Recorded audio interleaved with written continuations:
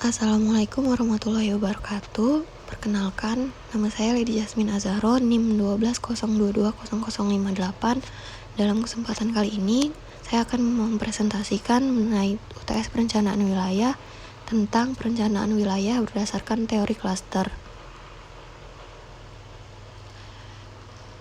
Dengan outline yang pertama, latar belakang dan sejarah kemunculan awal teori keunggulan, kompetitif, dan klaster, pokok-pokok pemikiran pendekatan keunggulan kompetitif, faktor yang menentukan keunggulan daya saing wilayah, komposisi wilayah berdasarkan klaster, manfaat klaster sebagai alat pengembangan wilayah, pembangunan regional, strategi pembangunan regional, kebijakan ekonomi untuk mendukung pengembangan klaster, dan studi kasus.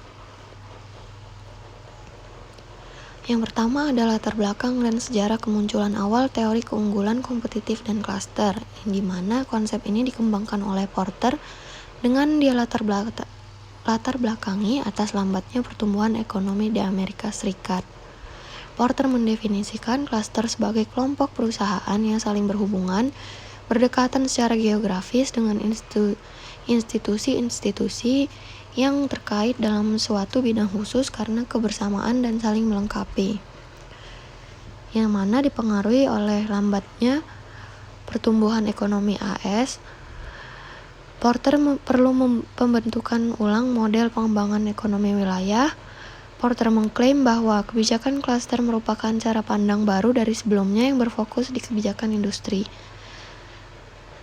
Kemudian, kebijakan industri dianggap melemahkan produktivitas dan inovasi industri. Dan yang terakhir adalah Porter mengusulkan arah baru pengembangan wilayah, yaitu pembangunan berbasis klaster yang mencerminkan inti dari pendorong terciptanya lapangan kerja dan upah. Selanjutnya ada pokok-pokok pemikiran pendekatan keunggulan kompetitif, yang dimana arah baru pengembangan wilayah yang pertama adalah berfokus pada keunggulan kompetitif, bukan penciptaan lapangan kerja. Yang kedua, berbasis klaster yang mencerminkan inti dari pendorong terciptanya lapangan kerja dan upah. Kemudian, pembangunan kekuatan yang ada saat ini yang berpotensi untuk dikembangkan. Pengembangan strategi pembangunan daripada daftar tindakan, pembangunan dengan prioritas dan urutan, serta yang terakhir pembangunan berdasarkan data, bukan politik atau pemikiran penuh harapan semata.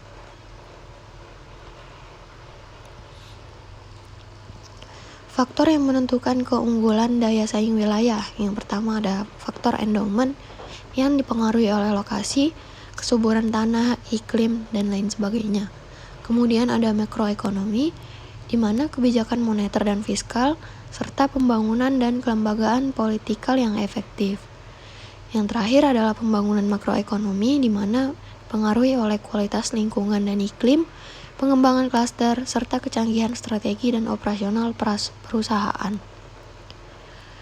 Kemudian terdapat komposisi wilayah berdasarkan klaster, di mana yang pertama ada klaster global, yaitu klaster yang melayani pasar nasional dan global, mudah terpapar kompetisi dengan wilayah negara lain. Kemudian ada klaster lokal, melayani pasar lokal, sedikit terpapar kompetisi dengan wilayah lain di dalam negeri maupun luar negeri. Berikut bagan komposisi wilayah berdasarkan klaster, di mana yaitu ada konteks strategi dan persaingan perusahaan, kondisi-kondisi permintaan, industri terkait pendukung, kondisi-kondisi input yang saling mempengaruhi, konteks lokal yang mendorong bentuk investasi yang cocok dan di-upgrade secara berkesinambungan, kompetisi yang vigorous di antara pesaing-pesaing lokal.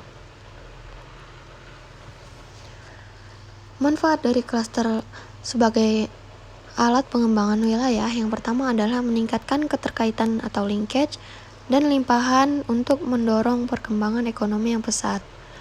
Kemudian yang kedua adalah meningkatkan jumlah perusahaan terkait, dan yang ketiga adalah meningkatkan efisiensi dan efektivitas kebijakan ekonomi tradisional.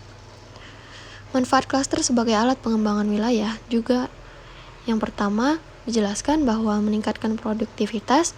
Dengan adanya keberadaan klaster tidak hanya meningkatkan permintaan input khusus, tetapi juga meningkatkan pasokannya. Kemudian meningkatkan inovasi, di mana partisipasi klaster juga menawarkan keuntungan dalam memahami kemungkinan teknologi, operasi, atau pengiriman yang baru. Dan yang terakhir ada menciptakan bisnis baru, di mana peluang yang dirasakan di lokasi klaster diupayakan di sana karena hambatan untuk masuk lebih rendah daripada tempat lain. Selanjutnya ada pengertian pembangunan regional, di mana pembangunan regional sendiri yaitu peningkatan keunggulan kompetitif perusahaan, klaster, dan ekonomi nasional dalam pasar internasional. Porter mengusulkan strategi ekonomi itu bukanlah pelajaran dari best practice, melainkan dari pemahaman atas kondisi dan potensi yang dimiliki suatu wilayah. Kebijakan publik untuk mendukung klaster yang pertama adalah pengembangan faktor spesialisasi dan kecanggihan, pengumpulan dan penyebaran informasi ekonomi, promosi ekspor, informasi regulasi, promosi investasi langsung, kebijakan iptek, dan informasi pasar. Selanjutnya ada studi kasus yang berlokasi di industri klaster Jambu Mete, Jawa Timur. Berdasarkan hasil analisis kondisi industri klaster Jambu Mete yang ada dan terpetakan dalam model Diamond Porter, maka diidentifikasi sebanyak 8 faktor determinan yang berpengaruh terhadap keberhasilan pembentukan dan pengembangan klaster industri Jambu Mete di Indonesia. Dengan faktor-faktor yang pertama adalah kebijakan pemerintah, ketersediaan infrastruktur, ketersediaan bahan baku, interaksi dengan pelaku usaha lainnya, keberadaan institusi penunjang, daya serap pasar lokal, keberadaan industri terkait, dan keberadaan investor asing. Di mana dimunculkan strategi pengembangan industri klaster Jambu Mete di Jawa Timur berupa yang pertama adalah kebijakan pemerintah, yaitu penghapusan atau pengurangan PPN untuk industri Jambu Mete. Yang kedua, penerapan pungutan ekspor Jambu Mete berupa bahan baku, Jambu Mete atau gelondong, dan yang ketiga adalah wajib SNI untuk produk-produk Jambu Mete. Strategi yang kedua adalah penguatan sektor hulu dan hilir, di mana peningkatan produktivitas tanaman dan mutu Jambu Mete, dan yang kedua adalah peningkatan kemampuan industri pengolahan Jambu Mete. Yang terakhir, ada optimalisasi interaksi setiap lembaga dan industri klaster. Optimasi tersebut yaitu berupa interaksi antara petani Jambu Mete, pabrik, industri makanan dan minuman, industri peralatan dan mesin, eksportir, lembaga penelitian dan pengembangan, lembaga pemerintah, asosiasi, jasa, dan keuangan. Sekian presentasi dari saya, apabila terdapat kekurangan mohon dimaafkan. Assalamualaikum warahmatullahi wabarakatuh.